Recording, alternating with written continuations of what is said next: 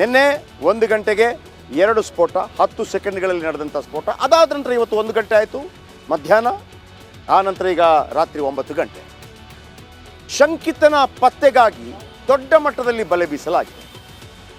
ಅವನು ಹೇಗಿದ್ದಾನೆ, ಆ ಥರ ರೇಖಾಚಿತ್ರ, ಹೆಂಗೆ ಬಂದ, ಏನು ಮಾಡ್ದ, ಏನಿಟ್ಟ, ಹೆಂಗೆ ಸ್ಫೋಟ ಆಯಿತು.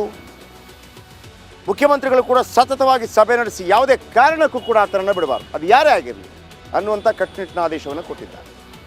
ಈಗ ಕೇವಲ ರಾಜ್ಯ ಮಾತ್ರವಲ್ಲ, ಇಡೀ ದೇಶವೇ ತಲ್ಲಣಗೊಂಡಿದೆ ಈ ಆರೋಪಿಯ ಪತ್ತೆಗಾಗಿ. ಅಷ್ಟಕ್ಕೂ ಈತ ಯಾರೀತ?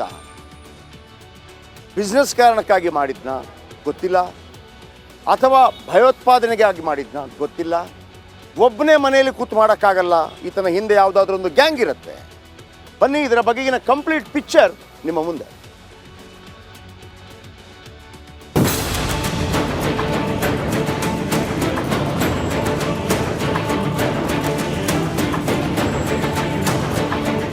ಎಸ್ ವೀಕ್ಷಕರೇ, ರಾಮೇಶ್ವರ ಕೆಫೆ ಬಾಂಬ್ ಬ್ಲಾಸ್ಟ್ ತಣ್ಣಗಿದ್ದ ಸಿಲಿಕಾನ್ ಸಿಟಿಯನ್ನೇ ಬೆಚ್ಚಿ ಬೀಳಿಸಿದೆ. ಆ 10 ಸೆಕೆಂಡಿನ 2 ಬ್ಲಾಸ್ಟ್ನ ಸಿಸಿಟಿವಿ ದೃಶ್ಯ ನೋಡಿ ಬೆಂಗಳೂರು ಮಂದಿ ಹೌಹಾರಿ ಹೋಗಿದ್ದಾರೆ.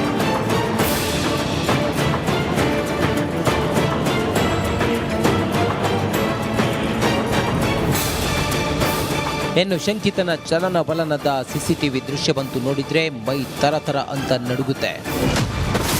ಸಿಸಿಟಿವಿ 1 ಮಾರ್ಚ್ 1, 2024 ಬೆಳಿಗ್ಗೆ 11:50. ಬಸ್ನಲ್ಲಿ ಇಳಿದು ರಾಮೇಶ್ವರಂ ಕೆಫೆಯತ್ತ ಶಂಕಿತ ಉಗ್ರ ನಡೆದುಕೊಂಡು ಬರುವ ಈ ಸಿಸಿಟಿವಿ ದೃಶ್ಯ ನೋಡಿ.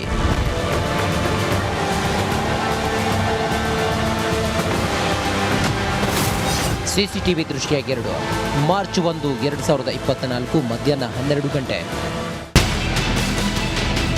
ಸಿಸಿಟಿವಿಯ ಇನ್ನೊಂದು ಆಂಗಲ್ನಲ್ಲಿ ಈ ಉಗ್ರ ರಾಮೇಶ್ವರಂ ಕೆಫೆಯಲ್ಲಿ ರವೆ ಇಡ್ಲಿ ಪ್ಲೇಟ್ ಹಿಡಿದುಕೊಂಡು ಓಡಾಡುವ ದೃಶ್ಯ ಸೆರೆಯಾಗಿದೆ. ಮಧ್ಯಾಹ್ನ 1 ಗಂಟೆ ಅಷ್ಟೊತ್ತಿಗೆ ಇಲ್ಲಿ ರಾಮೇಶ್ವರಂ ಹೋಟೆಲ್ನಲ್ಲಿ ಬ್ಲಾಸ್ಟ್ ಆಗಿದೆ. 28-35 ವರ್ಷದ ಒಬ್ಬ ಯುವಕ ಬಂದು ಒಂದು ಬ್ಯಾಗ್ ಇಟ್ಟು ಕೌಂಟ್ರಲ್ಲಿ ರವೆ ಇಡ್ಲಿ ತೆಗೆದುಕೊಂಡು ಒಂದು ಮರದ ಪಕ್ಕದಲ್ಲಿ ಒಂದು ಬ್ಯಾಗ್ ಇಟ್ಟು ಹೋಗಿದ್ದಾನೆ.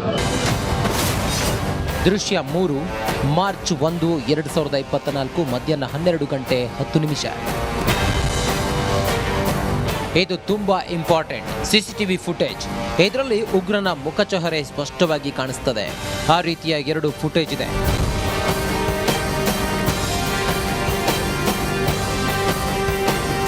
ಹೌದು, ಕೆಫೆಯಲ್ಲಿ ಬಾಂಬ್ ಇಟ್ಟಿರುವ ಶಂಕಿತ ವ್ಯಕ್ತಿ ಇವನೇ. ತಲೆ ಮೇಲೆ ವೈಟ್ ಟೋಪಿ, ಬ್ಲ್ಯಾಕ್ ಮಾಸ್ಕ್, ಕಣ್ಣಿಗೊಂದು ಗ್ಲಾಸ್. 30 ವರ್ಷದ ಆಸುಪಾಸಿನ ಶಂಕಿತ ಸಿಸಿಟಿವಿಯಲ್ಲಿ ಮರದ ಕೆಳಗೆ ಏನು ಇಡುತ್ತಿರುವುದು ಗೋಚರಿಸುತ್ತಿದೆ. ಬ್ಲಾಸ್ಟ್ ಆಗಿರುವುದು ಕೂಡ ಇದೇ ಜಾಗದಲ್ಲಿ. ಕರೆಕ್ಟ್ ಆಗಿ 1 ಗಂಟೆ ಈತ ಈ ಹೋಟೆಲ್ನಲ್ಲಿ ಓಡಾಡಿದ್ದಾನೆ. ಮರದ ಕೆಳಗೆ ಬಾಂಬ್ ಇಟ್ಟಿದ್ದಾನೆ. ಸಿಸಿಟಿವಿ ದೃಶ್ಯ 4 ಮಾರ್ಚ್ 1, 2024 ಮಧ್ಯಾಹ್ನ 12 ಗಂಟೆ 55 ನಿಮಿಷ. ಸರಿಯಾಗಿ 12 ಗಂಟೆ 57 ನಿಮಿಷಕ್ಕೆ 10 ಸೆಕೆಂಡುಗಳ ಅಂತರದಲ್ಲಿ 2 ಸ್ಫೋಟ ಸಂಭವಿಸಿದೆ. ಅದರ ಸಿಸಿಟಿವಿ ಫುಟೇಜ್ ಇದು.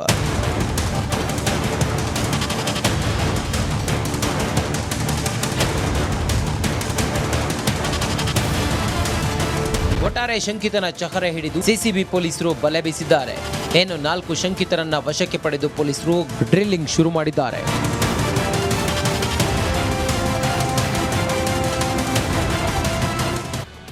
Welcome back. ಹೆಂಗೆ ಪ್ಲ್ಯಾನ್ ಮಾಡಿರ್ಬೋದು ಈತ? ನಾವು ಸಾಧಾರಣವಾಗಿ ಕೇಳಿರ್ತೀವಿ, ಇಂಥ ಬಾಂಬ್ ಬ್ಲಾಸ್ಟ್ ಆದಾಗ ಕುಕ್ಕರ್ ಬಳಸಿದ್ರು, ಟಿಫಿನ್ ಬಾಕ್ಸ್ ಬಳಸಿದ್ರು. ಸಾಧಾರಣವಾಗಿ ಈ ಥರ ಏನೋ ಒಂದು ಅಂಗಡಿಯಿಂದ ತಗೊಂಡೋದ ಅಲ್ಲಿ ಇಟ್ಬಿಟ್ಟು ಹಂಗಾಗಲ್ಲ, ಅಲ್ಲಿ ಸ್ವಲ್ಪ ಕೆಲಸಗಳಾಗಿರುತ್ತೆ. ಹೆಂಗೆ ವರ್ಕ್ ಮಾಡಿರ್ತಾನೆ ಇವ ಅನ್ನೋದನ್ನು ನಿಮಗೆ ವಿವರಿಸ್ತಾ ಹೋಗ್ತೀನಿ. ಓಕೆ, ನೋಡಿ, ಈ ಸ್ಫೋಟ ಹೇಗಿತ್ತು ಅಂತ ನಿಮ್ಗೆ ಹೇಳಿ. ರಾಮೇಶ್ವರಂ ಬಾಂಬ್ ಬ್ಲಾಸ್ಟ್ಗೆ ಟಿಫಿನ್ ಬಾಕ್ಸನ್ನು ಬಳಕೆ ಮಾಡಿಲ್ಲ. ಟಿಫಿನ್ ಬಾಕ್ಸ್ ಬಳಕೆ ಆಗಲೇ ಇಲ್ಲ. ಸಾಧಾರಣವಾಗಿ ಟಿಫಿನ್ ಬಾಕ್ಸಲ್ಲಿ ಇಟ್ಟಿದ್ರು. ಯಾವಾಗಿಂದ? ಈವನ್ ಮುಂಬೈ ಬ್ಲಾಸ್ಟ್ ಸಮೇತ ನಮಗೆ tiffin box no tiffin box ಬಳಕೆ ಮಾಡಲೇ ಇಲ್ಲ. Then how? ಟಿಫಿನ್ ಬಾಕ್ಸ್ ಬದಲಿಗೆ ಈತ ಪ್ಲಾಸ್ಟಿಕ್ ಕವರ್ ಬಳಕೆ ಮಾಡ್ತಾನೆ. ಗೊತ್ತಾಯ್ತಲ್ಲ, ಪ್ಲಾಸ್ಟಿಕ್ ಕವರ್ ಬಳಕೆ ಮಾಡ್ತಾನೆ. ಹೆಂಗೆ?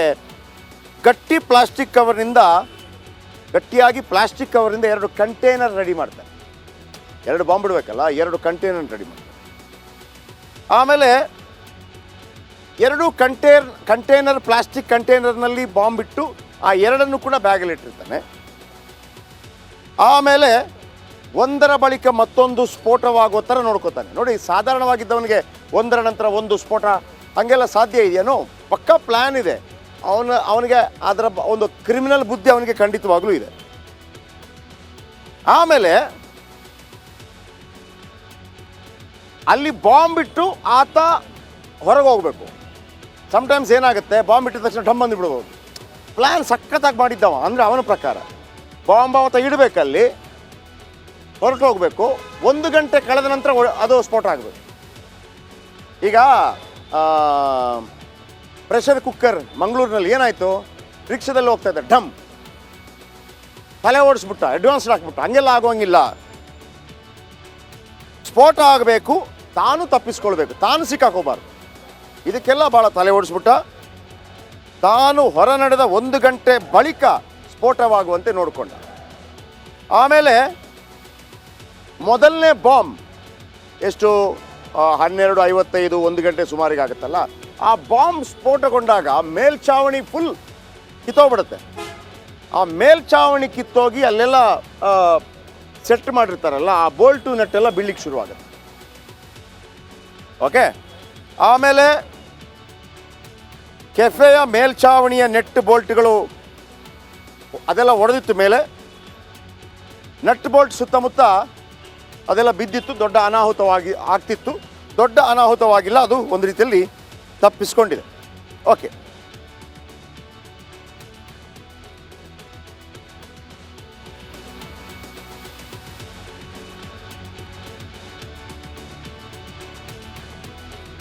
ಈ ನಡುವೆ ಇದಕ್ಕೆ ರಾಮನ ಟಚ್ಚನ್ನು ಕೊಡಲಾಗಿದೆ.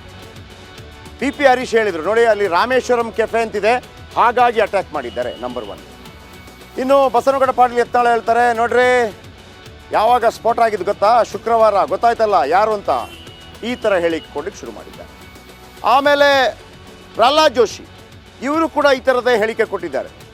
ಇವರನ್ನು ನಿಯಂತ್ರಣ ಮಾಡೋದಕ್ಕಾಗೋದಿಲ್ಲ, ನಿಯಂತ್ರಣ ಮಾಡಲೇಬೇಕು ಅಂತ. ಇದಕ್ಕೆ ಟಾಂಟ್ ಕೂಡ ಕೊಟ್ಟಿದ್ದಾರೆ ಚೆಲುವರಾಯಸ್ವಾಮಿ. ಹೌದಾ, ನಿಮ್ಮ ಕಾಲದಲ್ಲಿ ಆಗಿಲ್ವಾ? ನಿಮ್ಮ ಕಾಲದಲ್ಲಿ ಆಗಿದ್ದರೆ ಬಿಡ್ರಿ ಇದನ್ನೆಲ್ಲ ತಂದ್ಬಿಟ್ಟು ಹೇಳಿದ್ದಾರೆ. ಇದರ ಸಂಪೂರ್ಣ ಅಂದರೆ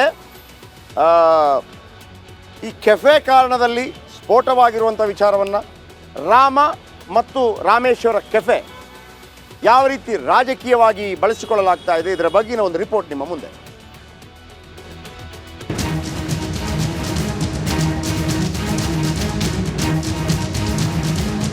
ರಾಮೇಶ್ವರಂ ಕೆಫೆ ಬ್ಲಾಸ್ಟ್ ಕೇಸ್ ರಾಜ್ಯ ರಾಜಕಾರಣದಲ್ಲಿ ಸ್ಫೋಟಕ ಸಂಚಲನ ಸೃಷ್ಟಿಸಿದೆ. ರಾಮ ಮಂದಿರದ ಬಳಿಕ ರಾಮನ ಹೆಸರೇ ಟಾರ್ಗೆಟ್ ಆಗ್ತಾ ಇದೆ ಅಂತ ಶಾಸಕ BP ಹರೀಶ್ ಹೇಳಿದ್ದಾರೆ. ಇದರೊಂದಿಗೆ ಬೆಂಗಳೂರಿನ ಸ್ಫೋಟಕ್ಕೆ ಹೊಸ ಲಿಂಕ್ ಕೊಟ್ಟಿದ್ದಾರೆ. ಯತ್ನಾಳ್ ಗೌಡ್ರಂತೂ ಶುಕ್ರವಾರ ಟಾರ್ಗೆಟ್ ಮಾಡಿದವರು ನಾಶ ಆಗ್ತಾರೆ ಅಂತ ಹೇಳಿದ್ರು. ರಾಮನ ಹೆಸರಿರುವಂಥದ್ರ ಮೇಲೆ ಟಾರ್ಗೆಟ್ ಮಾಡಿದ್ದು ಶುಕ್ರವಾರ ದಿವಸ ಮಾಡ್ಯಾರಂದರೆ ಅವ್ರದ್ದೇನಿದೆ ಆ ಸಂಘಟನೆಗಳು ಏನದಾವು ಅವರೆಲ್ಲ ಉದ್ದೇಶಪೂರ್ವಕವಾಗಿ ಅಯೋಧ್ಯೆ ರಾಮ ಮಂದಿರ ನಿರ್ಮಾಣ ಆದಮೇಲೆ ಎಲ್ಲಾದರೂ ಅದರದ ಒಂದು ಇದು ತೋರಿಸ್ಬೇಕಂತೇಳಿ ಮಾಡ್ತಾಯಿದ್ದಾರೆ. ಆದರೆ ಅವರೆಲ್ಲ ನಾಶ ಆಗೋ ಕಾಲ ಬಂದಿದೆ. ಇವ್ರು ಏನು ಮಾಡಿದ್ರು ಸಹ 2024ಕ್ಕೆ ಮತ್ತೆ ನರೇಂದ್ರ ಮೋದಿಯವರು ಈ ದೇಶದ ಪ್ರಧಾನಮಂತ್ರಿ ಆಗ್ತಾರೆ. ಇವ್ರು ಕೊಟ್ಟಂಥ ವಿಶೇಷ ಏನು ಸೌಲಭ್ಯದ ಎಲ್ಲ ನಾವು ತೆಗಿತೀವಿ. ನಿನ್ನೆ ಬಾಂಬ್ ಬ್ಲಾಸ್ಟ್ ಆಗಿದೆ. ಏನು ರಾಮ ಮಂದಿರ ನಿರ್ಮಾಣ ಆಗಿದ್ದಕ್ಕೆ ರಾಮ ಅಂತಕ್ಕಂಥ ರಾಮೇಶ್ವರ ಹೋಟೆಲ್ಗಳಲ್ಲೂ ಈ ದಾಳಿ ಪ್ರಾರಂಭ ಆಯ್ತಾ? ಇವತ್ತು ರಾಜ್ಯ ಸರ್ಕಾರದ ಬೇಜವಾಬ್ದಾರಿ ಇಂಥ ದೇಶ ವಿರೋಧಿಗಳಿಗೆ ನಮ್ಮ ರಾಜ್ಯ ತಾಣ ಆಗ್ತದಾ?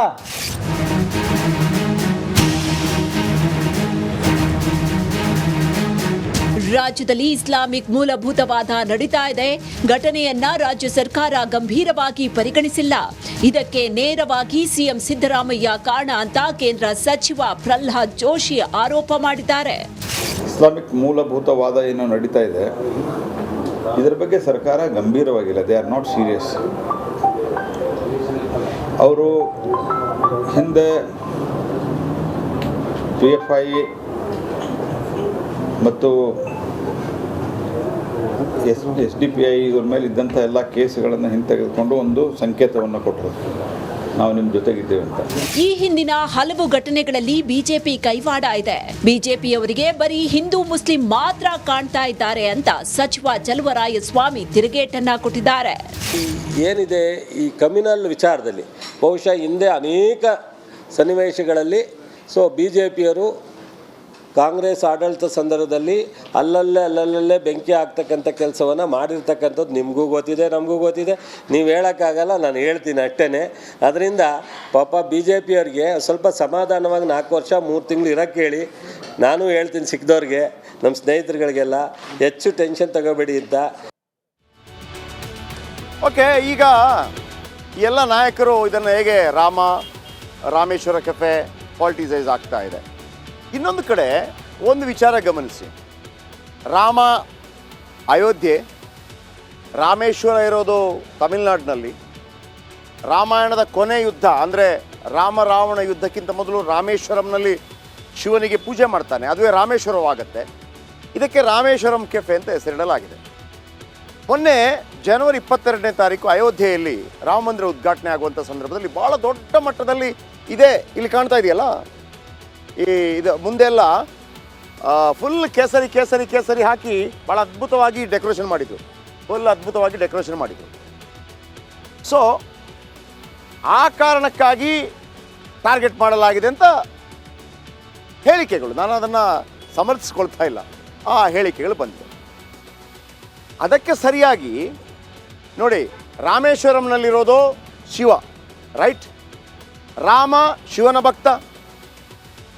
ರಾಮಾಯಣ ಯುದ್ಧ ಆಗೋದಕ್ಕಿಂತ ಮೊದಲು, ರಾವಣನ ಜೊತೆ ಯುದ್ಧ ಆಗೋದಕ್ಕಿಂತ ಮೊದಲು ರಾಮೇಶ್ವರದಲ್ಲಿ ರಾಮ ಶಿವಲಿಂಗ ಪ್ರತಿಷ್ಠಾಪನೆ ಮಾಡ್ತಾನೆ. ಈಗಲೂ ಕೂಡ ರಾಮೇಶ್ವರದಲ್ಲಿದೆ.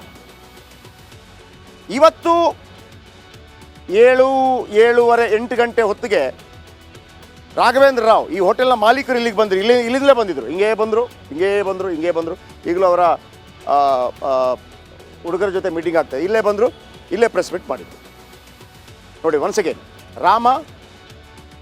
ರಾಮೇಶ್ವರ, ಅಲ್ಲಿಯ ಶಿವ. ಇವತ್ತು ಶುಕ್ರವಾರ, ಮೊನ್ನೆ ಬ್ಲಾಸ್ಟ್ ಆಯಿತು. ರಾಘವೇಂದ್ರ ರಾವ್ ಏನು ಹೇಳಿದ್ರು ಅಂದರೆ, ಮುಂದಿನ ಶಿವರಾತ್ರಿಗೆ ಹೋಟೆಲ್ ಓಪನ್ ಮಾಡಿಬಿಡ್ತೀವಿ, ನೀವೆಲ್ಲರೂ ಕೂಡ ಸಪೋರ್ಟ್ ಮಾಡಬೇಕು ಅಂತೇಳಿ. ಅದರ ಜೊತೆಗೆ ಒಂದು ಮಾತನ್ನು ಭಾಳ ಪ್ರಮುಖವಾಗಿ ಹೇಳ್ತಾ ಇದ್ರು, ನೀವೆಲ್ಲರೂ ಇಂಡಿಯನ್ಸ್ ನೋಡಬೇಕು, ಭಾರತೀಯರು ನೋಡಬೇಕು, ನಾವೆಲ್ಲ ಭಾರತೀಯರು. ಅಂದರೆ ರಕ್ಷಣೆ ನಮಗೆ ಸಿಗ್ತಾ ಇಲ್ಲ ಅನ್ನುವಂಥ ಒಂದು ಆಂತರಿಕ ಕೂಗು ಕೂಡ ಇತ್ತು. ಅದರ ಜೊತೆಗೆ ಆ ರೆಬೆಲ್ನೆಸ್ ಕೂಡ ಇತ್ತು. ನಾನು ಮತ್ತೆ ಪುಟಿದೇಳದು ಬರ್ತೀನಿ ಅಂತ.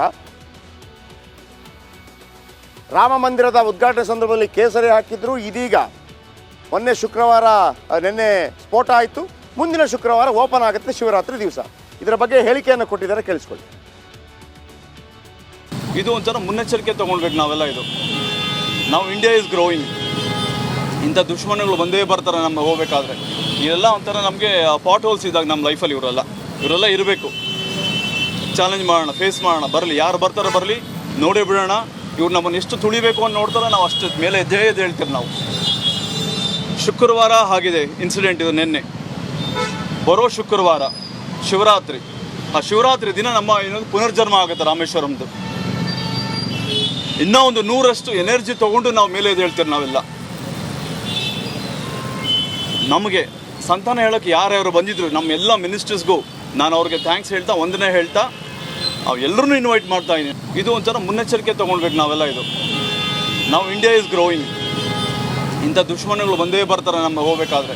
ಇದೆಲ್ಲ ಒಂಥರ ನಮಗೆ ಪಾಟ್ ಹೋಲ್ಸ್ ಇದ್ದಾಗ ನಮ್ಮ ಲೈಫಲ್ಲಿ ಇವರೆಲ್ಲ ಇರಬೇಕು. ಚಾಲೆಂಜ್ ಮಾಡೋಣ, ಫೇಸ್ ಮಾಡೋಣ, ಬರಲಿ, ಯಾರು ಬರ್ತಾರೆ ಬರಲಿ, ನೋಡೇ ಬಿಡೋಣ. ಇವ್ರು ನಮ್ಮನ್ನು ಎಷ್ಟು ತುಳಿಬೇಕು ಅಂತ ನೋಡ್ತಾರೆ, ನಾವು ಅಷ್ಟು ಮೇಲೆ ಎದ್ದು ಹೇಳ್ತೀವಿ ನಾವು. ಶುಕ್ರವಾರ ಆಗಿದೆ ಇನ್ಸಿಡೆಂಟ್. ಇದು ನಿನ್ನೆ ಬರೋ ಶುಕ್ರವಾರ ಶಿವರಾತ್ರಿ. ಆ ಶಿವರಾತ್ರಿ ದಿನ ನಮ್ಮ ಪುನರ್ಜನ್ಮ ಆಗುತ್ತೆ ರಾಮೇಶ್ವರಂದು. ಇನ್ನೂ ಒಂದು 100ರಷ್ಟು ಎನರ್ಜಿ ತೊಗೊಂಡು ನಾವು ಮೇಲೆ ಎದ್ದು ಹೇಳ್ತೀವಿ ನಾವು.